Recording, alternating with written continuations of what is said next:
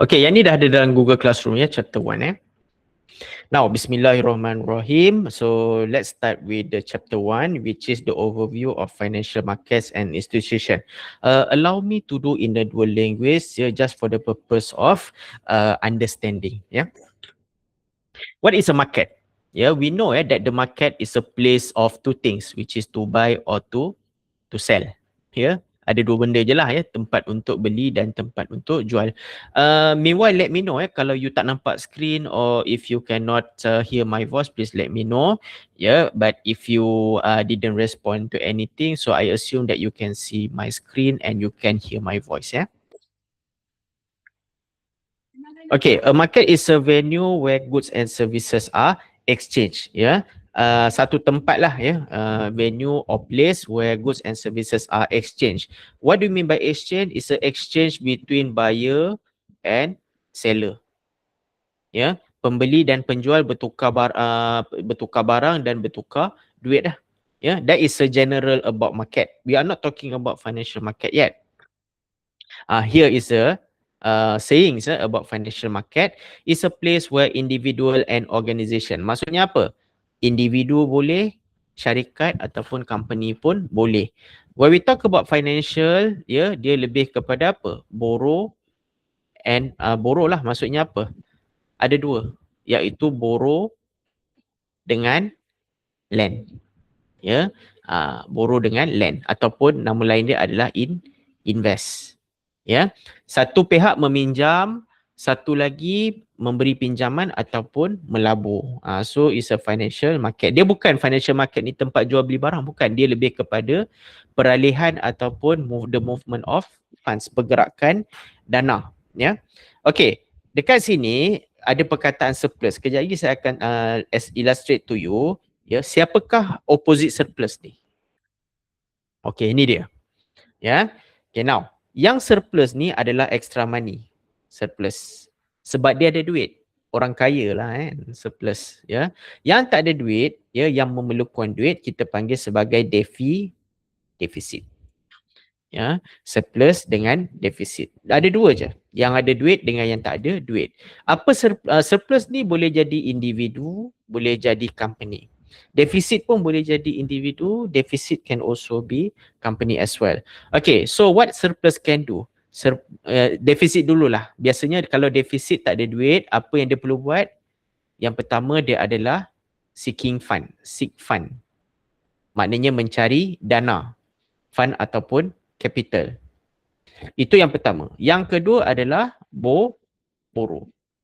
Ya, selain daripada meminjam, dia boleh mencari dana ataupun mencari modal. Ya, macam orang berniaga lah. Orang berniaga mula-mula dia tak ada duit. Jadi what they do adalah dia mencari modal. Ya.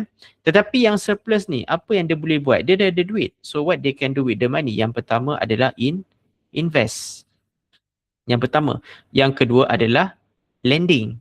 Lending ni memberi pinjaman. Sebab apa? Bila dah ada duit, dia membuat pelaburan, dia memberi pinjaman. Maknanya dia akan apa? Apa yang dia expect daripada kedua-dua aktiviti ni adalah interest income. Pendapatan daripada aktiviti pinjaman dan juga pemberi pinjaman adalah keuntungan melalui interest. Tetapi yang defisit ni, apa yang dia expect adalah dia kena interest expenses. Alamak. Padam pula. Okay. Interest expenses. Okay. Kenapa interest expenses? Alamak susah. Okay. Kenapa interest expenses? Sebabnya interest expenses ni bila dia pinjam duit ataupun dia cari modal dan sebagainya, dia kena bayar faedah kepada orang yang memberi pinjaman. Sebab apa? Dia bukan pinjam 1,000 bayar 1,000, tidak. Ya. Okay, dia pinjam 1,000 kena bayar interest 10% contohnya. Ya, sebab you belajar dulu kan time value of money, ya, the formula of PRT dan sebagainya kan. So you have to for those borrowers, they have to pay some extra charge to the lender. Ya. Okay. Tak ada beza pun antara type 1, type 2, type 3, type 4. Kalau macam ini kan, ada duit tak ada idea. Tak ada duit ada idea, maknanya dia exchange lah. Ya. Kalau yang ni pula samalah, ya, ada duit tak ada idea, tak ada duit ada idea. Jadi dia as allocation lah. Ya, macam contoh toke business. Ya, seorang tu pandai buat bisnes tapi tak ada duit. Seorang lagi tu dia ada duit tak pandai buat bisnes. Jadi dia tukarlah, maknanya exchange among each other, ya. So saya skip yang ni lah, ya. Okay, now capital transfer methods. Okay, apa maksud dia? Ia adalah pergerakan daripada surplus to deficit dan defisit kepada surplus. Maknanya pergerakan duit. Duit surplus ke defisit, duit defisit ke surplus. Macam mana peralihan ataupun pemindahan dana boleh berlaku? Yang pertama, kaedah pertama ialah direct transfers, iaitu pemindahan secara terus. Maknanya daripada company kepada savers. Savers ni surplus, dia ada duit. Yang ni defisit. Yang pertama, dekat sini, ya, yang ada duit, dia melabur dekat syarikat, yang syarikat pula memberi saham kepada savers ataupun surplus ataupun investor lah. Ya, savers ataupun nama lain dia adalah investors. Itu direct transfer, maknanya tak ada orang tengah.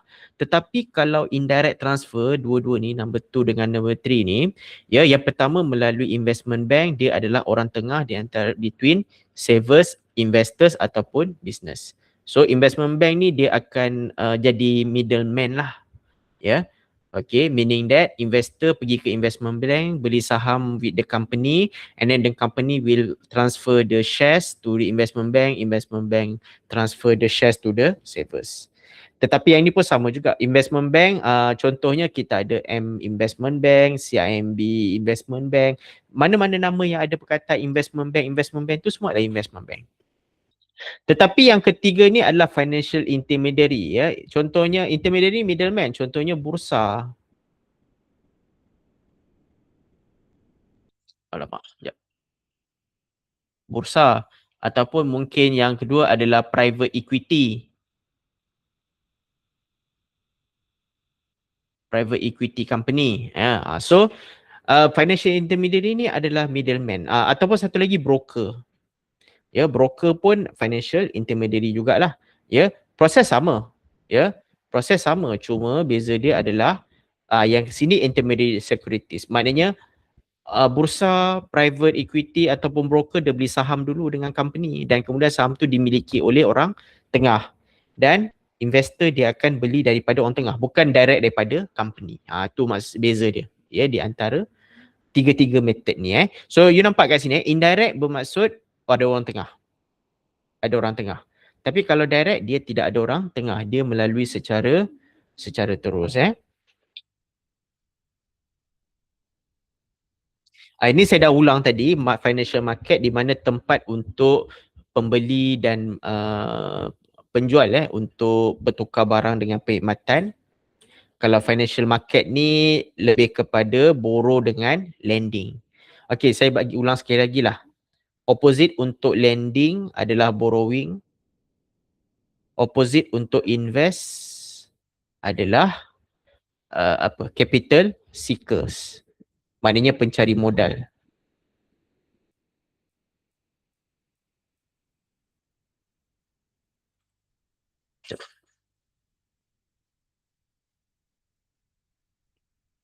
Sekali lagi lending, opposite dia adalah borrowing. Kalau yang ini investing kepada capital seeking.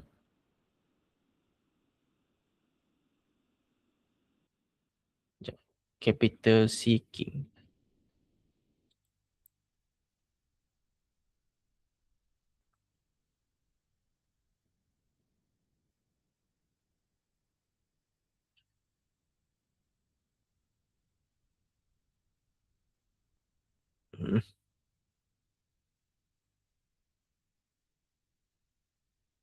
Okay. Investing adalah capital seeking. So itu adalah dua-dua opposite inilah ya. Now, ada jenis-jenis financial asset. Yang pertama physical dengan financial asset. Kemudian kita ada spot dengan futures. Yang ni ada belajar sem lepas spot dengan futures ni forex. F542 Okay, spot market dengan futures punya market atau spot market. Money versus capital, yang ni you belajar masa FIN 240, FIN 242 macam tu lah, basic finance.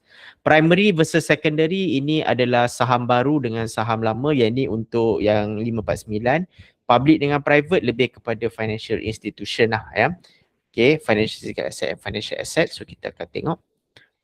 Okay, why financial market is so important Yang pertama, nak memastikan bahawa pemindahan modal daripada investor kepada users ataupun dekat sini deficit. So dekat sini kita ada surplus dan kita ada deficit. So make sure yang surplus, deficit dapat duit daripada surplus dan surplus dapat duit daripada deficit, tu masuk flow of capital. Make sure pemindahan transfer duit tu dapat diselesaikan dengan sempurna. Untuk savers bermakna yang surplus ni bermakna untuk investment dan return dia akan dapat. Kalau users pula dia dapat duit untuk modal dan jalankan projek. Dan bila dua-dua ni dah ada, dia akan promote economic growth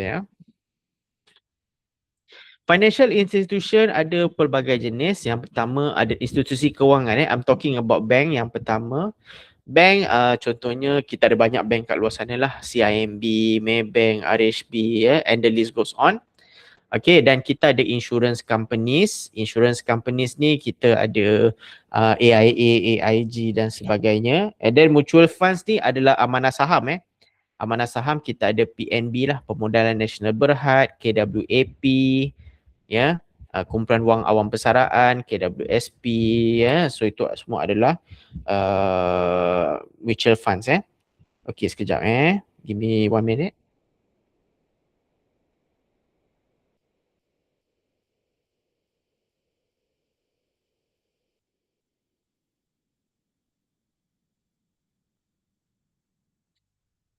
Okay, THRIFT ni adalah third party financial organisation. Saya bagi contoh macam Aeon Credit, company kredit so Along bukan Along please it's not dia adalah third party lender lah macam Aeon Credit. Saya bagi contoh yang klasik Aeon Credit. Dan kalau tengok kat sini semuanya distructurekan di bawah Bank Negara Malaysia this one you can read by your own along a lot of the list there.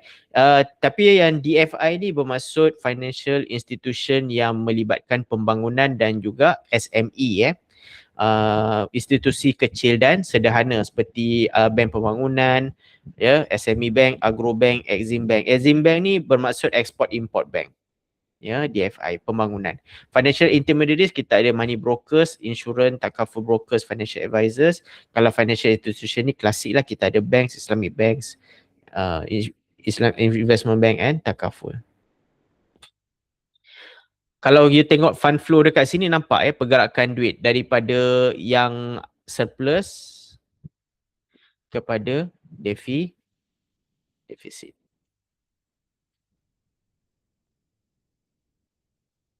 Okay, surplus bagi duit kepada orang tengah bagi duit kepada defisit, dan inilah maksudnya flow duit tersebut. Benda ni dah diulang tadi Dari segi modal apakah investment bank punya peranan dalam equity issues? Equity issues ni bermaksud sell shares penjualan saham. Okay. Yang pertama trading buying and selling. Kemudian kita ada asset management. Asset management kalau you SEM ni tak silap saya ada subjek portfolio kot. Ataupun corporate finance. Portfolio bermakna contoh, saya bagi contoh. Kalau you ada 1,000 asset management 10% masuk mana? 20% masuk amanah saham. 30% masuk bond contohnya. Asset management lah tu. 30%. Kemudian kita ada 40%. So duit-duit yang modal yang you ada 1,000 tu 40%. So, ia akan pecahkan asset management portfolio. Berapa banyak duit yang akan dimasukkan ke dalam investment tertentu. Jangan masukkan semua 1,100% tu dalam satu investment. Ya, nanti kalau rugi susah. Ya, don't put all eggs in one basket. Dan yang ni corporate finance. Maknanya company C2C C2C atau B2B company to company dengan business to businesses Okay, so investment bank tujuannya adalah untuk membantu proses tiga-tiga ni di antara surplus dengan defisit dari segi penjualan dan pembelian saham, pengurusan aset portfolio, pelaburan dan juga pembiayaan corporate. Corporate finance you ada belajar saya lepas kan, FIN 537 something like that. Ya, you ada belajar WACC, ada belajar after tax cost of debt dan sebagainya ya. Dan pada masa yang sama dia ada buat juga service initial public offering. Yang ini adalah saham baru yang dijual kepada orang awam. Ya. Okey, macam contoh baru-baru ni 6 bulan lepas Farm Fresh baru listed dekat Bursa Malaysia, KK Mart pun baru listed dekat Bursa Malaysia. Jadi bila diorang dah baru masuk dalam Bursa Malaysia, benda pertama dia buat adalah initial public offering menjual saham kepada pelabur-pelabur baru, saham-saham baru kepada pelabur-pelabur baru. Ini maksudnya initial public offering. Unseasoned offering ni bermaksud ini saham biasa. Ia bermaksud ya dia dah company tu dah ada saham. Dia contoh saya ada satu company, saya ada saham, saya jual kepada orang A jual kepada orang B jual kepada orang C. Ini yang biasanya dibuat dalam secondary market Bursa Malaysia. Okey, ini adalah dia punya proses, tapi yang ini saya tak cover sekarang. Ini lebih kepada detail proses on how investment bank works in equity. Yang saya lebih fokus kepada yang ini. Dia punya main role sahaja ya.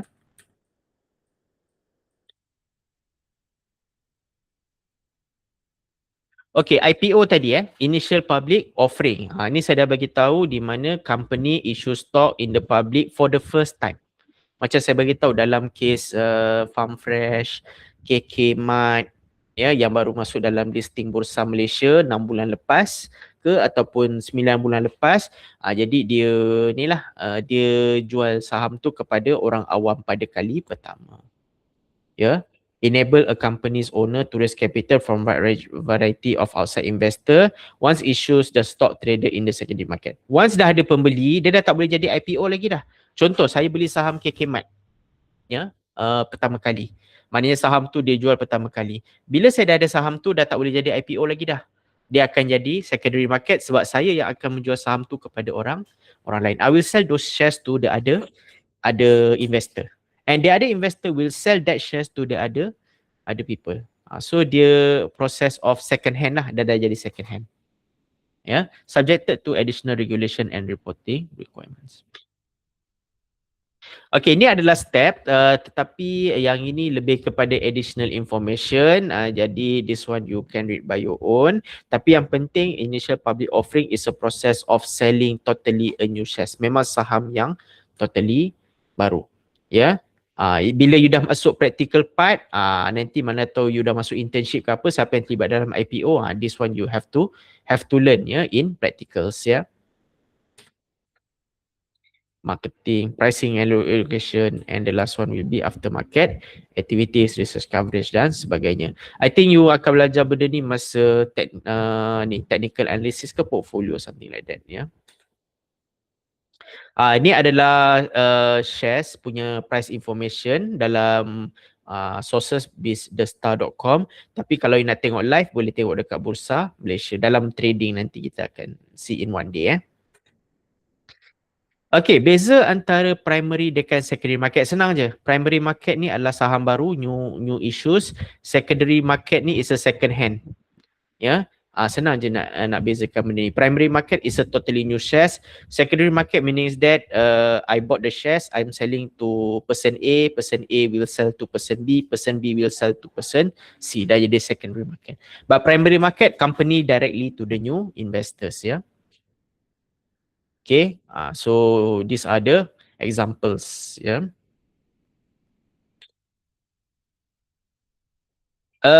Primary market kebiasaannya GLIC dengan company lah yang issues benda ni.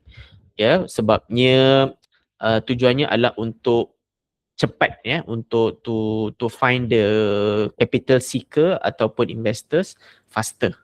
Ya, kalau second hand susah sikit sebabnya second hand ni decision untuk beli dan jual saham bergantung kepada harga saham naik dan turun. Tetapi kalau untuk primary market, memang harga permulaan itulah harga yang boleh dibeli. Ya, which is lagi murah lah. Saya ingat dulu tahun 1990-an. 1995 kot, masa tu Astro baru masuk Bursa Malaysia. Harga dia RM1 je. IPO. Ya. Sorry, bukan 95, 98. Ya. Astro ini correct me if I'm wrong, ini just a illustration education purposes. Tahun 1998 masa tu Astro baru masuk masuk listed, ya, RM1. You tahu tak sekarang ni 2026 berapa anggaran? Okey, sekejap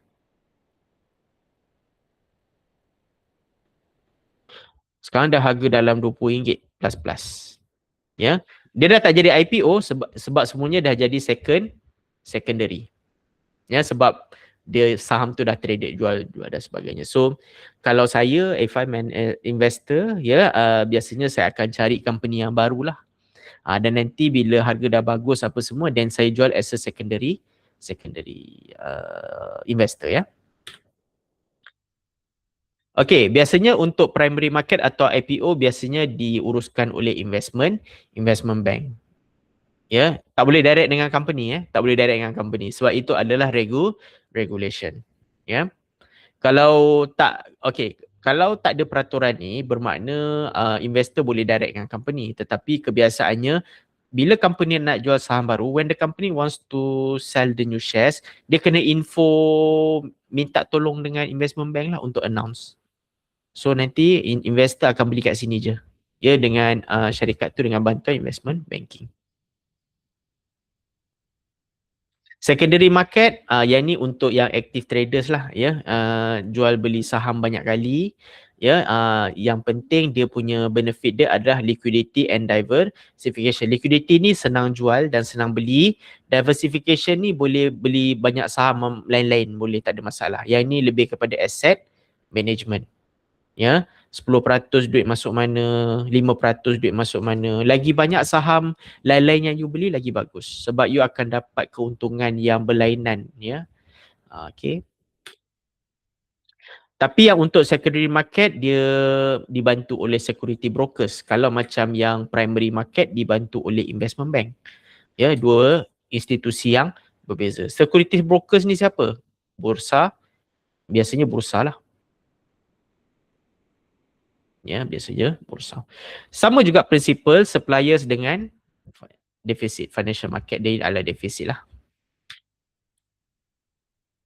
Dan sebab tu dia ada broker. Broker ni maksudnya apa? Kita ada agent. Agent yang dalam bursa untuk tolong nasihatkan.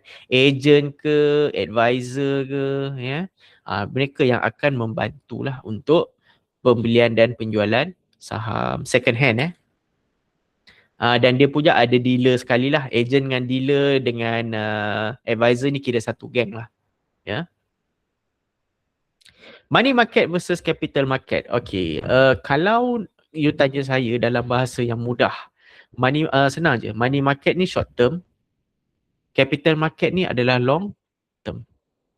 Itu je. Money market ni short term. Capital market ni adalah long term. Ya, apa maksud short term? 3 bulan, 6 bulan, 9 bulan, 12 bulan. Kalau long term, 1 tahun, 3 tahun, 5 tahun, 7 tahun dan sebagainya. Ya. Maknanya perpindahan duit daripada surplus ke defisit mengambil masa 3 bulan, 6 bulan, 9 bulan, 12 bulan. Kalau long term 1, 3, 5, 7 dan seterusnya. Okay. Ini adalah jenis-jenisnya lah. Notes, bonds, stock equities dan until maturities lah. Tapi kalau capital market ni bond dengan equity je. Kalau money market ni adalah marketable securities, ya. Notes payable dan sebagainya, ya. Semuanya kat bahagian liability lah. Liability dengan equity. Lepas tu kita ada forex market. Ini dah belajar masa field 542. Kita ada spot market dengan forward market ataupun future market. Derivative ni lah yang you akan belajar pada SEM ni. Ya. Yang ni saya akan explain to you later lah ya dalam chapter kemudian. Apa maksud derivative dan how derivative works ya. Dah, itu saja untuk chapter 1. Ada apa-apa soalan? Any question?